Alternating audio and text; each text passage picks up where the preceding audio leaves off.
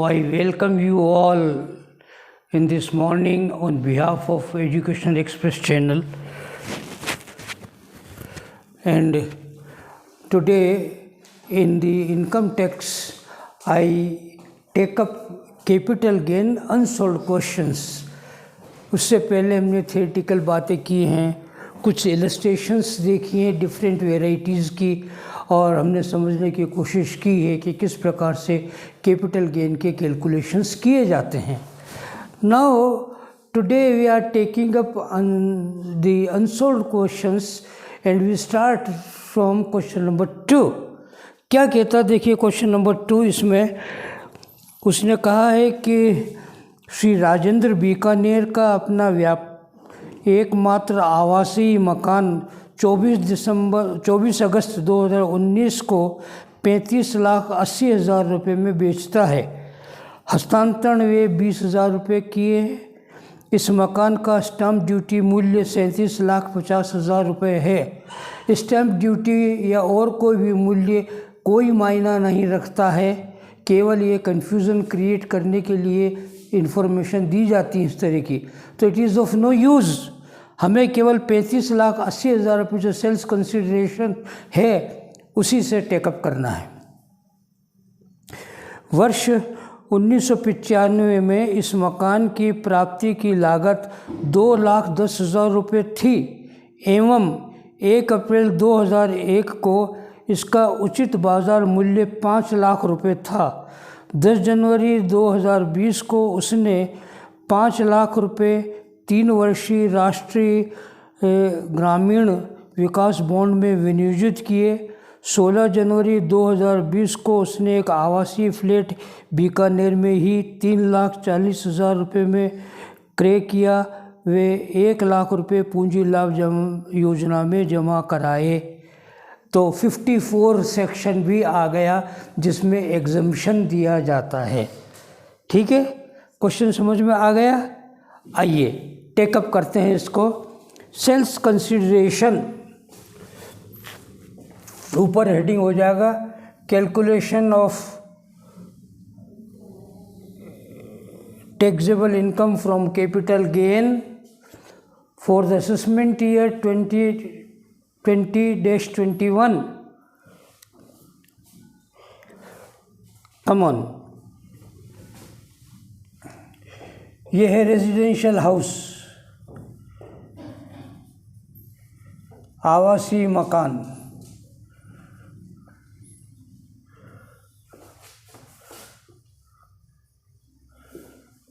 Sales, और sales इसने किया है 35,80,000 में. इनर कॉलम में 35,80,000 ये हो गया. लेस एक्सपेंसेस ऑन ट्रांसफ़र,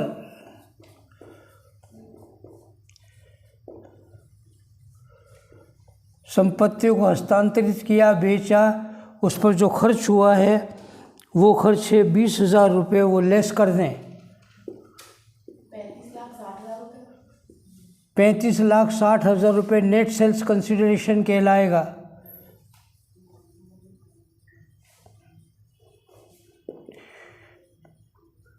शुद्ध विक्रय प्रतिफल फाइनल कॉलम में लिखें 35,60,000. लेस कॉस्ट ऑफ एक्विजिशन,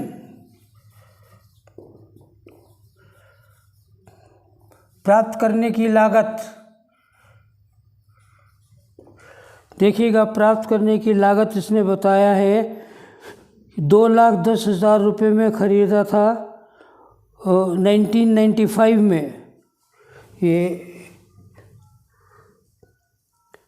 1995, और प्राप्त करने की लागत 2,10,000 इनर कॉलम में. इसे बंद करें. फिर कहते हैं 1 अप्रैल 2001 को इसका उचित बाज़ार मूल्य 5 लाख रुपये.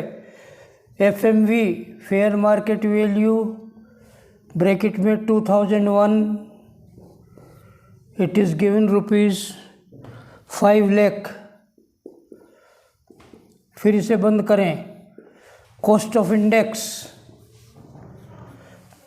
5 लाख इंटू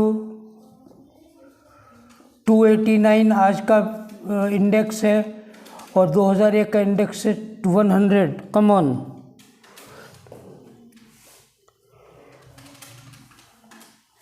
सर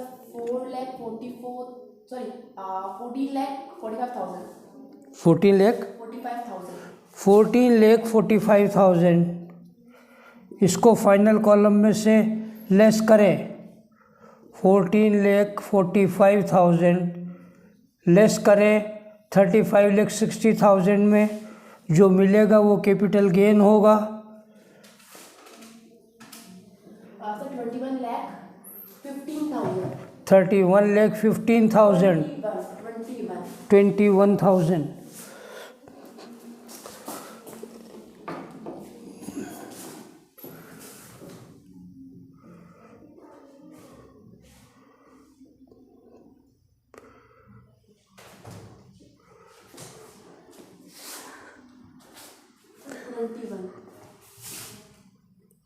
21,15,000 ओके। ये आ गया इसका ग्रॉस कैपिटल गेन। अब आपके एग्जम्पशन की बात करते हैं। एग्जम्पशन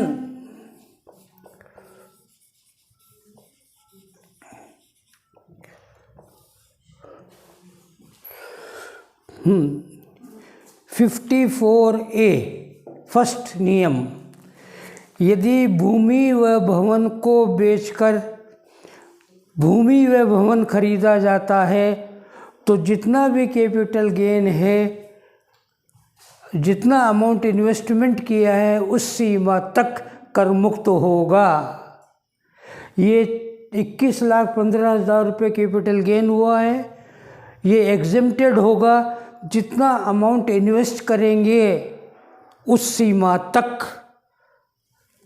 ये कर मुक्त हो जाएगा। परंतु मकान तो इसने खरीदा नहीं, मकान बनाया नहीं, परंतु उसके स्थान पर उसने इस पैसे को मकान बनाने के उद्देश्य से कहीं विनियोजित कर दिया है। ज़रा देखिएगा कहाँ का विनियोजित किया है। उसने कहा है कि पहला 10 जनवरी 2020 को उसने 5 लाख रुपए 3 वर्षीय राष्ट्रीय ग्रामीण विकास बॉन्ड में विनियोजित किए हैं, तो इसके लिए छूट नहीं मिलती है। केवल 3 नाम आपको बताएं, rural electrification corporation, national highway authority of India limited और तीसरा है capital gain account.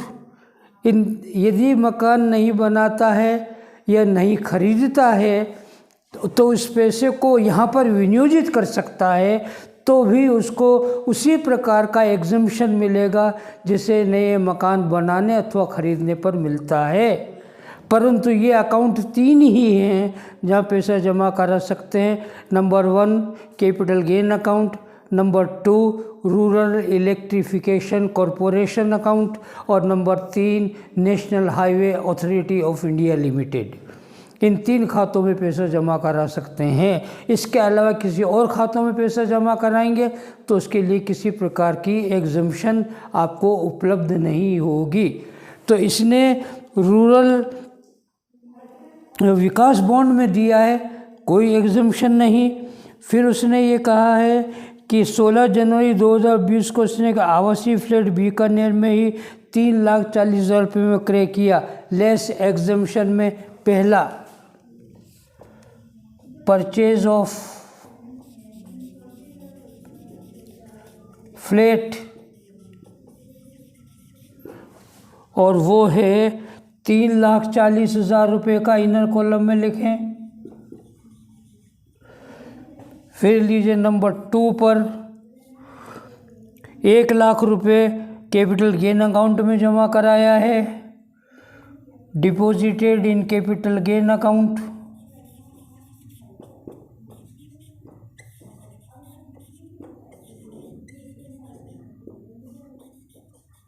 ₹1,00,000 total deposited 4,40,000 deposit किया है। इसे फाइनल कॉलम में लेस करें। 21,15,000 में से 4,40,000 लेस करेंगे, यही लॉन्ग टर्म कैपिटल गेन और उत्तर होगा। चेक करें। सर 16,75,000। 15,75,000 चेक करो उत्तर। 16 lakh। 16 Yes sir, 75,000। आंसर उत्तर चेक करो। सर बिल्कुल सही है। ओके, ये कैपिटल गेन इस प्रश्न में हो गया। दूसरा, I think it is quite clear to you all. बिल्कुल क्लियर, समझ में आ गई चीज़ें। एग्जामिशन ख़ास तौर से देख लीजिएगा, ये एग्जामिशन है 54 का। आइए, यदि ये प्रश्न समझ में आ गया है तो हम नेक्स्ट क्वेश्चन को टेकअप करते हैं। And this is question number 3। इसी की कह रहे हो ना? Okay,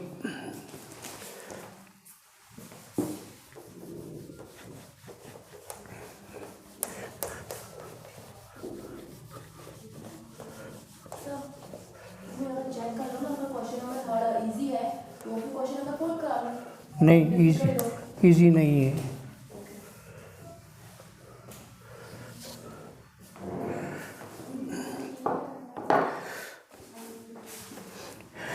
It is third question.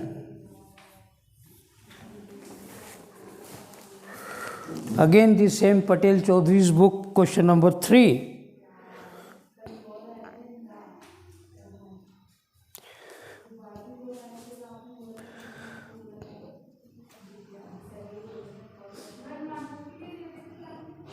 Third तो मेरे ख्याल से सिंपल है। देखने से लग रहा है ऐसे।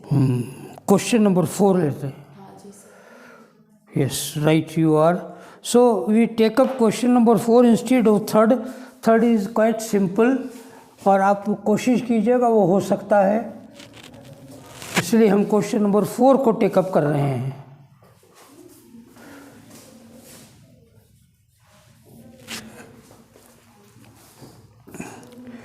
श्री चेतन ने एक मकान संपत्ति 1 नवंबर 2019 को 16 लाख रुपए में विक्रय की। उसने इस संपत्ति को 1 मई 2009 को एक अन्य क्रेता को 9,55,000 रुपये में बेचने का ठहराव किया, एग्रीमेंट किया तथा 55,000 रुपये की राशि अग्रिम के रूप में प्राप्त की थी। ओके, परंतु वह व्यक्ति अपने वायदे को नहीं निभा सका तथा उसने निर्धारित अवधि 2 माह में शेष राशि का भुगतान नहीं किया।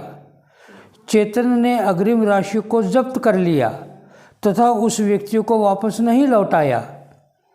श्री चेतन को ये मकान संपत्ति अपने मित्र मनोज से 1 जून 2005 को उपहार में मिली थी। मनोज ने भी 1 अक्टूबर 2003 को इस संपत्ति को बेचने का ठहराव श्री अशोक से किया था तथा 10,000 रुपये की राशि अग्रिम प्राप्त की थी, परंतु अशोक भी अपने वायदे को नहीं निभा सका और अग्रिम की राशि श्री मनोज द्वारा जब्त कर ली गई थी। श्री मनोज ने इस मकान संपत्ति को 1 मई 95 को 1 लाख रुपए में खरीदा था। 13 अप्रैल 2019 को एक बार पुनः श्री मुकेश के साथ इस संपत्ति को बेचने का सौदा किया गया 13 अप्रैल 2019 को एवं 2 लाख रुपए अग्रिम के रूप में प्राप्त किए। हस्तांतरण मूर्त रूप नहीं ले सका, इसलिए अग्रिम राशि जब्त कर ली गई। श्री मनोज एवं श्री चेतन द्वारा इस मकान संपत्ति के परिवर्तन, नवीनीकरण एवं वृद्धि पर निम्न व्यय किए गए थे। मनोज द्वारा 97-98 में 20,000 रुपये, मनोज द्वारा 2003 और 4 में 44,000 रुपये, चेतन द्वारा 2010 और 11 में 1,26,500 रुपये। 1/4/2001 को संपत्ति का उचित बाजार मूल्य 1,26,500 रुपये। लागत वृद्धि सूचकांक ये दे रखे हैं डिफरेंट ईयर्स के। कर निर्धारण वर्ष 2021 के लिए श्री चेतन की पूंजी लाभ शीर्षक की कर योग्य राशि की गणना कीजिए। देखिएगा, ये प्रश्न थोड़ा टिपिकल है। सर फर्स्ट चीज़ तो ना तीन अग्रीमेंट हुआ है। हाँ। ठीक है ना, मुकेश के बीच में और चेतन के बीच में और उनके फ्रेंड के बीच में, तीनों अग्रीमेंट में कि भाई हम ये प्लॉट लेंगे बट पैसे दिए और उसके बाद में प्रॉपर्टी तो सेल ही नहीं हुई। जब प्रॉपर्टी सेल नहीं हुई तो फिर कैसे पता चलेगा कि कितने पैसे पे अपन मार्केट वैल्यू निकालेंगे? वो अभी आएगा, उसको बताएंगे। पर जो उसने एडवांस लिया कैपिटल बेचने के लिए, तो वो इनकम तो है, वो तो इनकम है, पर वो तो अपन ऐड करेंगे। पर सबसे पहले तो सेल निकालनी पड़ेगी ना कि भाई इतने में बिका मकान, उसके ऊपर ये खर्चे, मैंने ये उनको प्रॉफिट हुआ। हाँ, तो ये आ रहा है, सब चीज़ आ रही है, आपके सामने आती है। सेल का है पर इसमें है सेल दे रखा ना, ऊपर ही ऊपर 16 लाख रुपए में विक्रय की पहली लाइन। मिस्टर चेतन ने, सेल नहीं, सेल 16 लाख रुपए में विक्रय किए। अब जरा देखिए, 16 लाख में विक्रय किए, 1 मई 9 को एग्रीमेंट हुआ और 55,000 रुपये एडवांस हुए और उसने फोरफीट कर लिए क्योंकि वो पूरा नहीं हो सका एग्रीमेंट। फिर उसके बाद 1 अक्टूबर 2003 को फिर एग्रीमेंट हुआ। इसका मतलब ये हुआ कि नो ठहराव किया था इसने चेतन ने, तो चेतन के एग्रीमेंट से पहले ये हुआ 2003 में, और अशोक से हुआ 10,000 रुपये का फिर एडवांस मिला और वो भी फोरफीट हो गया। फिर उसके बाद 13 अप्रैल 2019 को फिर एग्रीमेंट हुआ और ये 2 लाख रुपए एडवांस मिले और ये भी फोरफीट कर लिए गए। तो ये भी एक प्रकार की इनकम होती है, ठीक है। तो या तो इसे सेल्स में जोड़ते हैं और या सेल्स में न जोड़ करके परचेजेस में से लेस कर देते हैं, तो ऑटोमेटिकली डिफरेंस आ जाता है उससे। ओके, आइए ऊपर हेडिंग होगा calculation of taxable income from capital gain.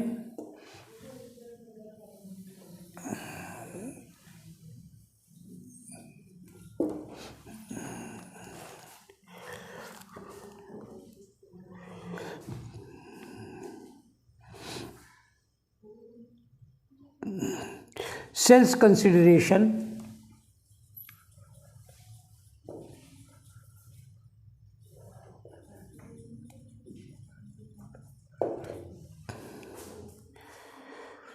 इस पर कोई खर्च नहीं बता रहा तो सीधा फाइनल कॉलम में हम इसको लिख सकते हैं 16 लाख को।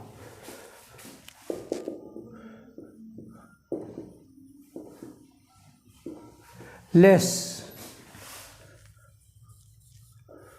कॉस्ट ऑफ एक्विजिशन को ले रहे हैं,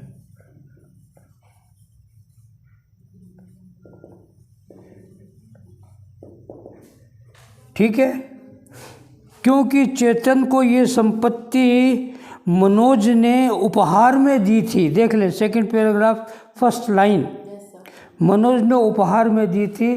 तो आपको मालूम है उपहार में दी जाती तो इसका मतलब निःशुल्क प्राप्त हुई, उसे निःशुल्क प्राप्त होती है। तो ऐसी स्थिति में संपत्ति के पूर्व स्वामी ने जितने में ये खरीदी थी उसके पास जो लागत थी वही लागत प्रेजेंट स्वामी के पास मानी जाएगी। तो चेतन के पास ये संपत्ति की लागत वही मानेंगे जो मनोज के पास थी, और मनोज के पास ये संपत्ति थी। ये मनोज ने इस मकान संपत्ति को 95 में मई 95 में 1 लाख रुपए में खरीदा था। ये अब लिखे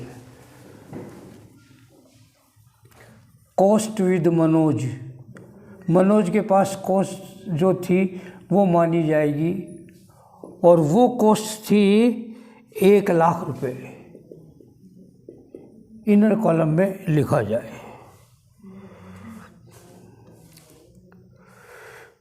ठीक है, पहला एग्रीमेंट हुआ खरीदने के बाद, क्योंकि ये मकान संपत्ति खरीदी 95 में और 2009 में एग्रीमेंट हुआ है उसके बाद, और 55,000 रुपये की राशि एडवांस में प्राप्त हुई थी तो वो फोरफिट कर ली गई है।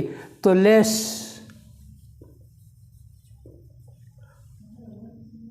एडवांस फोरफिटेड एडवांस की राशि को फोरफिट किया गया -55,000, बैलेंस बचा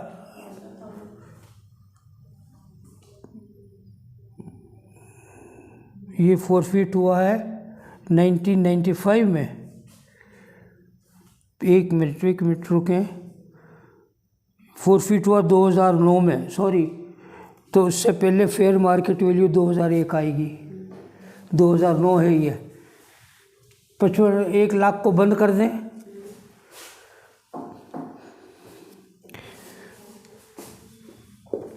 फेयर मार्केट वैल्यू से पहले आ रही है 2001 और वो है 1,26,500।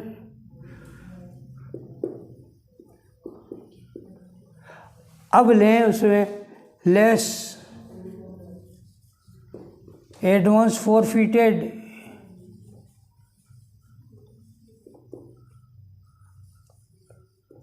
फोरफिट किया गया एडवांस 55,000 रुपये एडवांस कितने फोरफिट किए गए, 71,500 आ रहा। चेक करते चले कैलकुलेशन। ये 2001 में हुआ। अब आइएगा कि 2009 में इसकी वैल्यू क्या रही। Value in 2009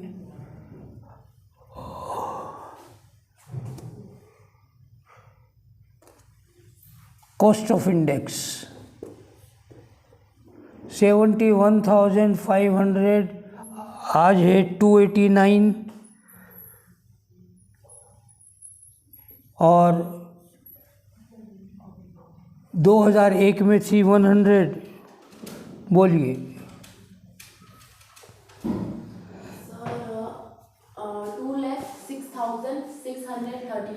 to lakh 2,06,635। एक तो ये वैल्यू आ गई, इसकी ध्यान रहे, फाइनल वैल्यू। फिर आइएगा कि 2001 के बाद अब देखें क्या हुआ। 2001 के बाद इसने एक तो 2003-04 में मकान में इम्प्रूवमेंट कराया, पहली मंजिल बनवाई, 44,000 रुपये खर्च हुआ। चेक कीजिए, पहले भी खर्च हुआ है 20,000 रुपये, परंतु वो 2001 से पहले का है, इसलिए उसको टेकअप नहीं कर सकते। 2001 के बाद तो पहले 2003 और 4 में इम्प्रूवमेंट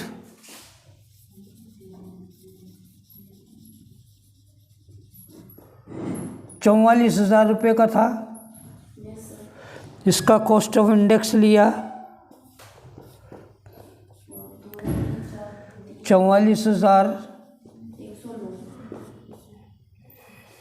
इंटू आज है 289 और उसका देखिएगा 2003 और 4 का 109। बोलिए।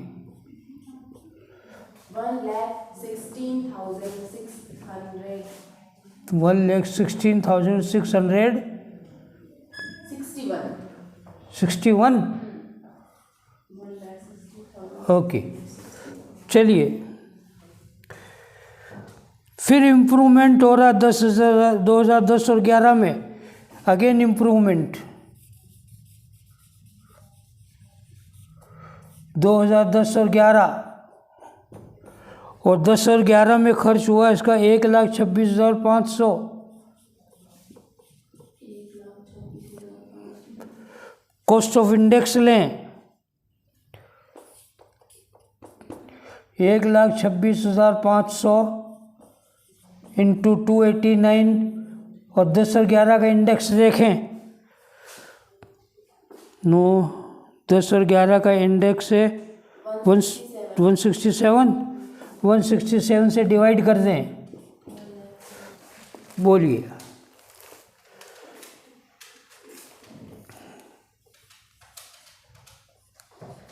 सर 2,18,000 2,18,000 930 13। ओके, बस ये हो गया। अब इन तीनों को जोड़ दें। 2,06,635, 1,16,661 और 2,18,913, इन तीनों का टोटल।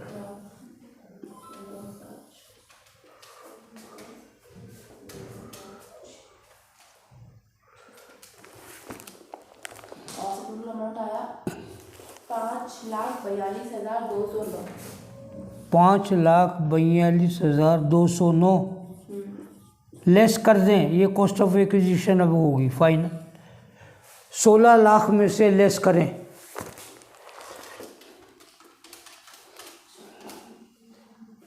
सर 10,57,790। चेक कर लो, 10,57,790 ये हुआ LTCG। उत्तर चेक करो। बिल्कुल सही है, बस 761 है तो 0.9 है, मतलब 61 जोड़ सकते हैं ना, मतलब 91 है लास्ट में। कोई बात नहीं, 1-2 रुपये का तो अंतर, कोई दिक्कत नहीं। 10,57,000। आइए अब हम नेक्स्ट क्वेश्चन पर बढ़ते हैं, और वो है क्वेश्चन नंबर 10।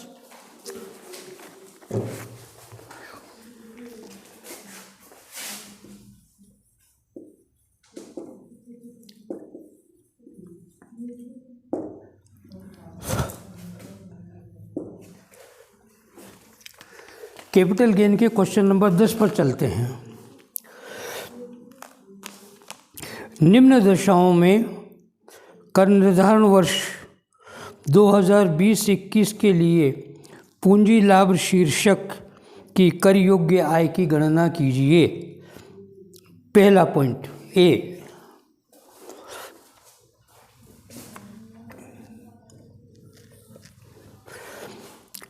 श्री जगमोहन ने एक रिहायशी मकान 18 मई 2019 को 9,50,000 रुपये में बेचा। ये मकान उन्होंने 2012-13 वर्ष में 1,65,059 रुपये में क्रय किया था। उन्होंने एक अन्य रिहायशी मकान दिसंबर 2018 में 1 लाख रुपये में ख़रीदा था, जिसे 2020 में 1,50,000 रुपये में बेच दिया। तो 54 के एग्जम्पशन की बात भी इसमें है। ठीक है, आइएगा सेल्स।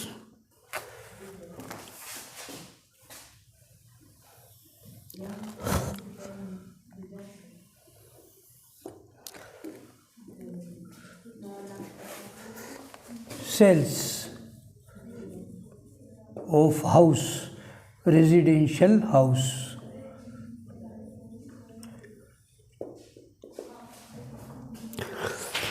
$9,50,000 रुपये में बेचा।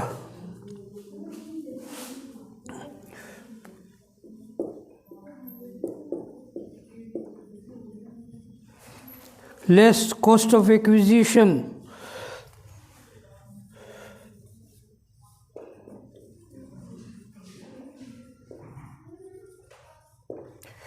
ये मकान उन्होंने खरीदा था 12-13 में,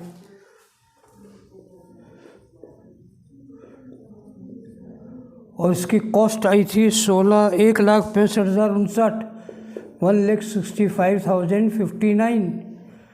बंद कीजिए, कॉस्ट ऑफ इंडेक्स लीजिए 1,65,059 इंटू 289 और 12-13 का इंडेक्स देखिएगा। 12-13 का इंडेक्स है 200। 200।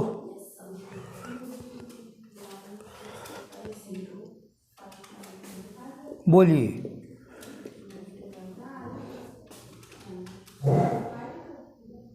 सर 2,38,510। 2,38,510। ठीक है, इससे लेस कीजिएगा, इसमें से 9,50,000 में से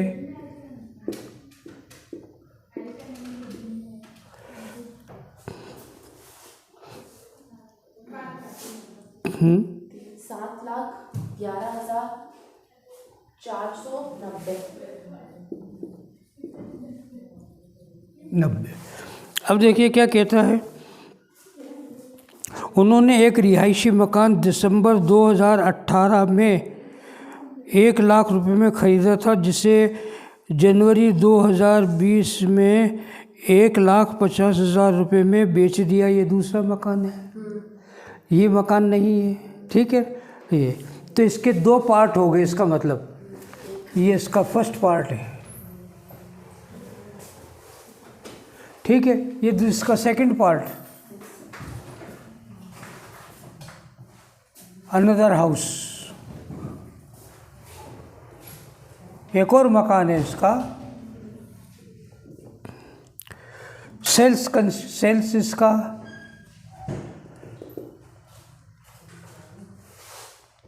1,50,000 रुपये। नहीं, हाँ सॉरी, फाइनल कॉलम में ले लें, कोई बात नहीं। फाइनल कॉलम में भी मत लीजिएगा, कैपिटल गेन आएगा वो लेंगे इसको final column.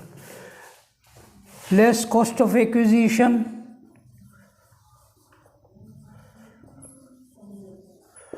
Cost of acquisition इस मकान की थी 1 लाख रुपए में।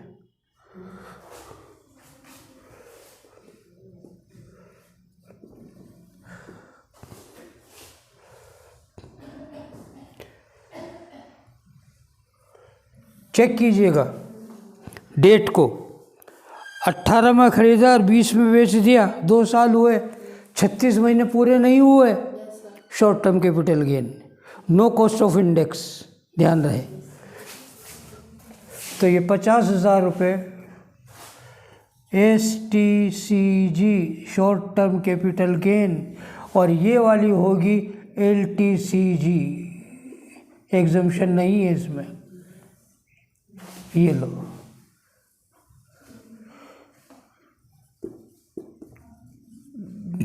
ये 50,000,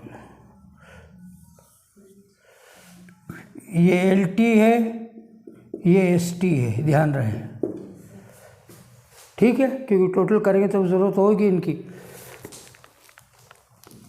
आइए अब A के बाद चलते हैं, B पर बात कर रहे हैं, B पॉइंट पर। A के 2 भाग हो गए, फर्स्ट सेकंड। B का बात काम चल रहा है अब। श्री ज्ञानचंद ने 10 दिसंबर 2019 को कुछ आभूषण 8 लाख रुपए में बेचे, जो उसको उसके चाचा से 15 सितंबर 2005 को उपहार में मिले थे।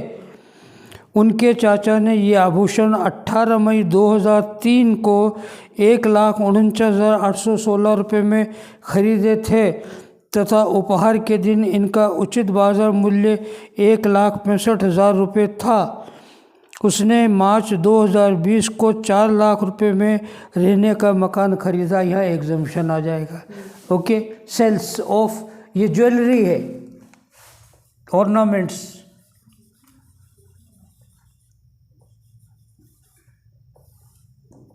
सेल्स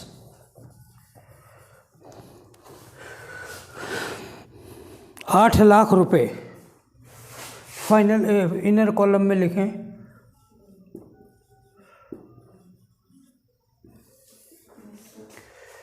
ठीक है, उसके बाद उसने कहा कि इसकी कॉस्ट ऑफ एक्विजिशन लें, और वो कॉस्ट ऑफ एक्विजिशन वो होगी जो इसके चाचा के पास थी।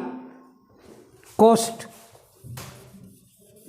ब्रैकेट में लिख लें। इसे चाचा ने कब खरीदा था, देखिएगा 18 मई 2003, 18/5/2003 की है, और वो है 1,49,816। ठीक है,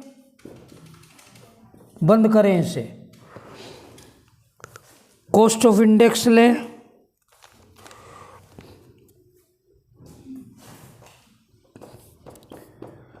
$1,49,816 इंटू 289, 2003 और 4 की देखें इंडेक्स 3 और 4 का इंडेक्स चेक करें। 2003 और 4 का 109। 109 का भाग दे दें। बोलिए।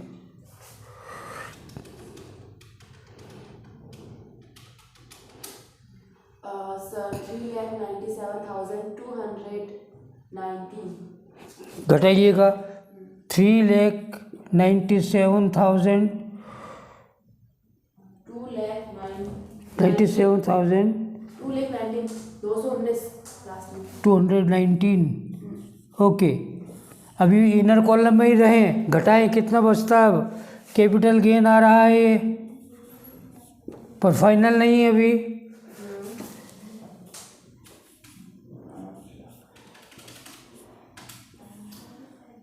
चार लाख 4,02,781 आ रहा मेरे।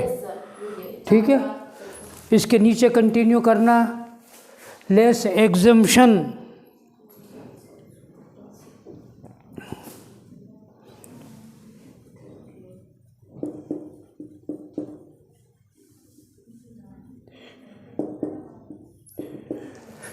यदि मकान संपत्ति को बेच करके नई मकान संपत्ति खरीदते हैं तो पूरा कैपिटल गेन कर मुक्त होता है, एग्जम्पशन होता है। यदि अन्य संपत्ति को 54C आएगा ये, यदि अन्य संपत्ति को बेचकर मकान के अलावा, तो ये मकान के अलावा हो गई।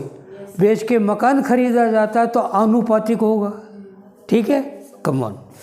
तो कैपिटल गेन एग्जम्पशन ब्रैकेट में लिखना प्रोपोर्शनेटली, आनुपातिक।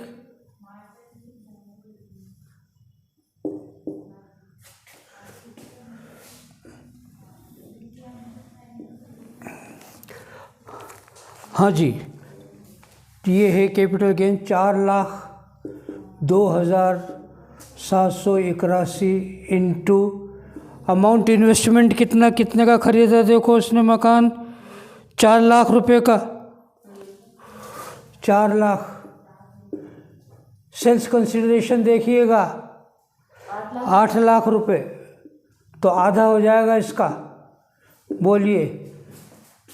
2 2 4 0 2 1 2 2 3 6 2 9 18 2,01,391 90। देखो चेक करो। 91 ये होगा। ये घटाइएगा 4,02,781 में से।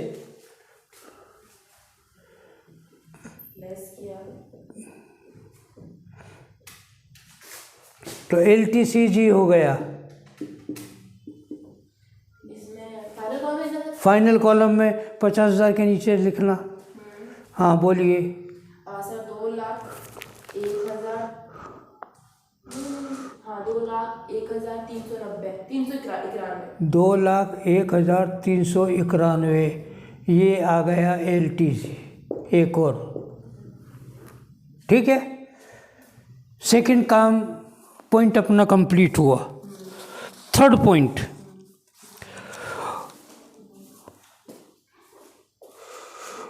फिर कहता है कि श्री रतन लाल ने सितंबर 2014 में कृषि भूखंड 1,80,000 रुपये में खरीदा। इस भूखंड का प्रयोग वे कृषि कार्यों के लिए कर रहे थे, परंतु जुलाई 2019 में उन्होंने इस भूखंड को 2,50,000 रुपये में बेच दिया तथा एक रिहायशी मकान 2,80,000 रुपये में खरीद लिया। मार्च 2020 में उन्होंने इस रिहायशी मकान को भी 3,50,000 रुपये में बेच दिया। कृषि भूखंड इंदौर नगर निगम की सीमा में स्थित है। अब क्या फ़र्क पड़ेगा ये बाद में बात करेंगे, लास्ट लाइन वाली इसकी। पर इसका मतलब ये हुआ कि ये कृषि भूखंड था। कृषि भूखंड होने की वजह से ये नगर में था, तो नगर में होने की वजह कि इंदौर की नगर सीमा में है वो, तो इसका मतलब हो गया कि वो कैपिटल एसेट हो गई, नंबर 1। यदि यही कृषि भूखंड ग्रामीण क्षेत्र में होता तो पूंजी संपत्ति नहीं होती, तो कैपिटल गेन नहीं हो सकता। पर यहाँ पर पूंजी संपत्ति होने की वजह से कैपिटल गेन होगा। क्लियर होगी बात। अब आगे वो ये कह रहा है कि 1,00,000 रुपये में ख़रीदा था, इस भूखंड को उन्होंने 2,50,000 रुपये में बेच दिया। ओके, तो सेल्स 2,50,000 रुपये। ये कौन सा सी पॉइंट लिखे, अर्बन एग्रीकल्चरल लैंड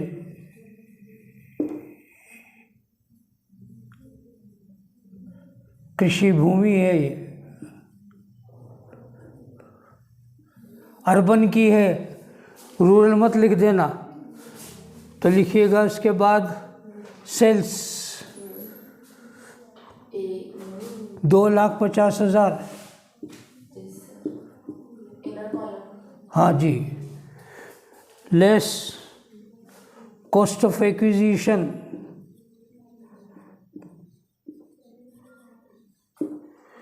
1,80,000 रुपये। बंद करें इसे।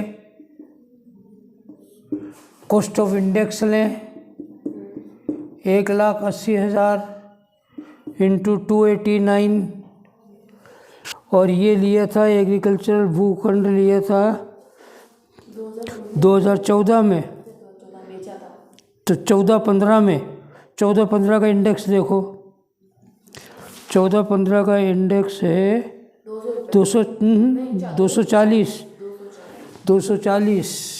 का भाग दें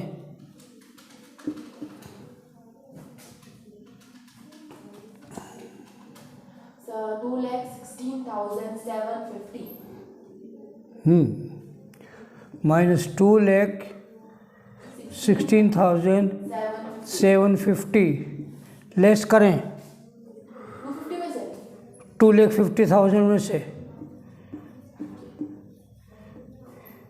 33,250 आ रहा मेरे, यस सर, है ना। फिर आप देखिएगा क्या कहता है उसके, एक रिहायशी मकान 2,80,000 रुपये में खरीद लिया। दूसरा, मार्च 2019 में उन्होंने इस रिहायशी मकान को 3,50,000 रुपये में बेच दिया। अब नियम सुन ले पहले एग्जम्पशन का। ये एग्रीकल्चरल लैंड उसके पास थी, उसने बेचा और बेच के कैपिटल गेन प्राप्त किया 33,250 रुपये। ओके, ये कर मुक्त होता यदि इसने इसको बेच करके कोई मकान बनाया होता या कोई भूमि खरीदी होती। इसने मकान क्या बनाया खरीदा क्या है? मकान खरीदा है सर। मकान खरीदा, और मकान खरीदा उसने 2,80,000 रुपये में, ठीक है। और ख़रीदा इसने मकान 2019 में, 2019 में भूखंड को बेच दिया था, इस रहीश वगैरह खरीद लिया। हाँ, 2019 में खरीदा, बेच दिया, खरीदा। अब खरीद लिया तो ये इसके छूट उसको मिल जाती, परंतु शर्त ये है कि उसको आगे 3 साल तक नहीं बेच सकता। यदि बेच देता है तो ये कैपिटल गेन भी टैक्सेबल हो जाएगा, और जो नया कैपिटल अब हम कैलकुलेट करेंगे वो भी टैक्सेबल हो जाएगा। तो इसने क्या किया, वो बेच दिया 3 साल से पहले, 18 में खरीदा और 20 में बेच दिया उसने वापस 3,50,000 में, तो कैपिटल गेन का एग्जम्पशन नहीं मिलेगा। यहाँ पर लिखें ब्रैकेट में, ताकि आपको एग्जाम में ज़रूरत नहीं परंतु आपको समझने के लिए ज़रूरी है, और ब्रैकेट में लिख लें no exemption as he sold the new purchased house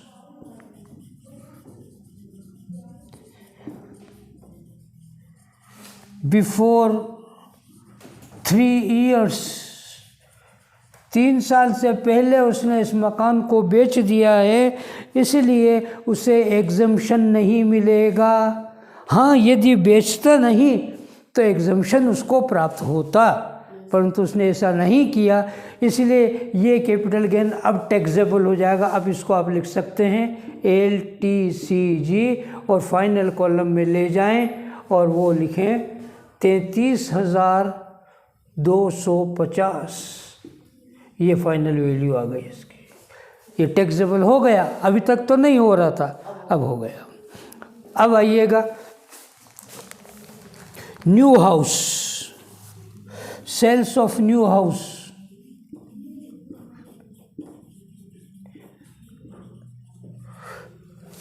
कितने में बेचा उसने? 3,50,000 में। Yes sir.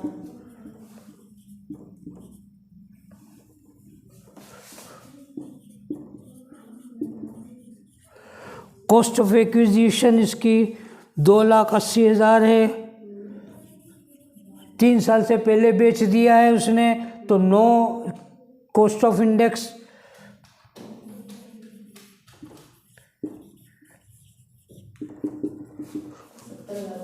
$2,80,000 में बेच दिया है, घटा दें 2,80,000 तो 70,000 में बचेंगे। ये short term capital gain final column की हो गई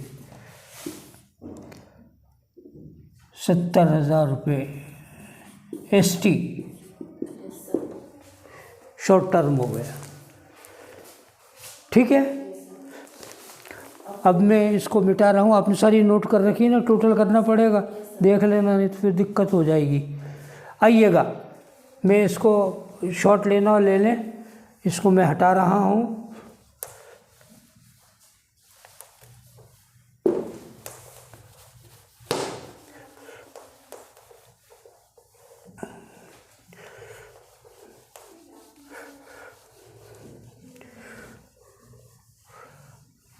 आइए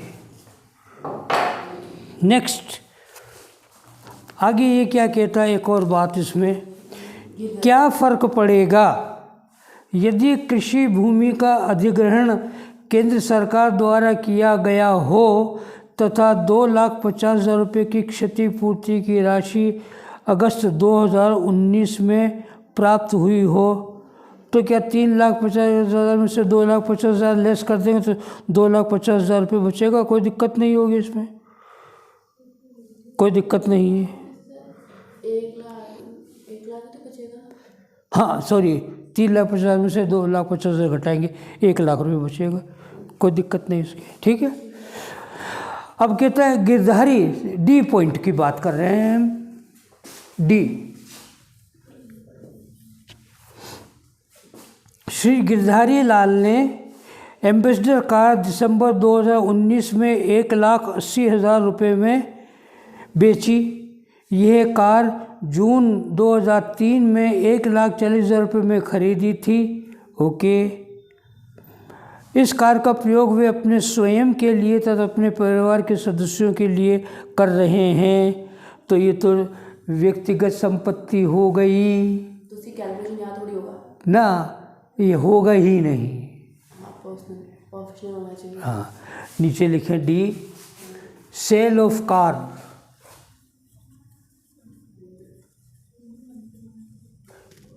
लिखें नोट डाल करके, it is personal car and not treated as capital asset.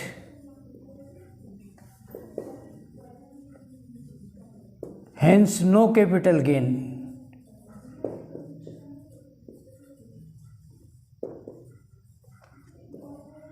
ये पूंजी संपत्ति नहीं है, इसलिए कोई पूंजी लाभ भी नहीं होगा।